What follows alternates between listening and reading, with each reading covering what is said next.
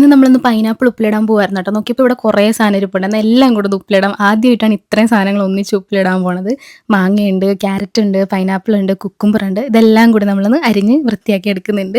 പിന്നെ നമ്മളൊരു വലിയ ജാർ എടുക്കുന്നുണ്ട്. ഇത് 3 ലിറ്ററിൻ്റെ ജാറാണ്. പക്ഷേ 200 രൂപ ഉള്ളൂ കേട്ടോ. അപ്പോൾ എല്ലാ സാധനങ്ങളും കൊള്ളാൻ വലുത് വേണമല്ലോ. അപ്പോൾ ആദ്യം തന്നെ നമ്മൾ കുക്കുംബർ ഇട്ട് കൊടുക്കുന്നുണ്ട്. പിന്നെ പൈനാപ്പിൾ ഇടുന്നുണ്ട്. പിന്നെ ക്യാരറ്റ്, പിന്നെ അതിൻ്റെ പുറത്ത് കുറച്ച് മാങ്ങ ഇടുന്നുണ്ട്. പിന്നെ ആവശ്യത്തിനുള്ള ഉപ്പിട്ട് കൊടുക്കുന്നുണ്ട്. മിച്ചം വന്ന പൈനാപ്പിളും ബാക്കി ക്യാരറ്റും എല്ലാം കൂടെ അതിൻ്റെ മുകളിൽ ഇട്ടിട്ട് ഒന്ന് ഫില്ല് ചെയ്തെടുക്കുന്നുണ്ട്.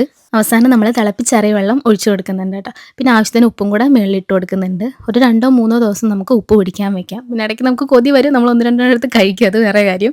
അപ്പോൾ ദേ 2 ദിവസമായി നല്ലപോലെ ഉപ്പ് പിടിച്ചിട്ടുണ്ട്. ഇനി നമുക്ക് ഓരോന്നായിട്ട് കഴിച്ചു നോക്കാം. ആദ്യം ഞാൻ പൈനാപ്പിളാണ് കേട്ടോ. വീട്ടിൽ ഇതുവരെ ഞാൻ പൈനാപ്പിൾ ഉപ്പിട്ടിട്ടേ ഇല്ല.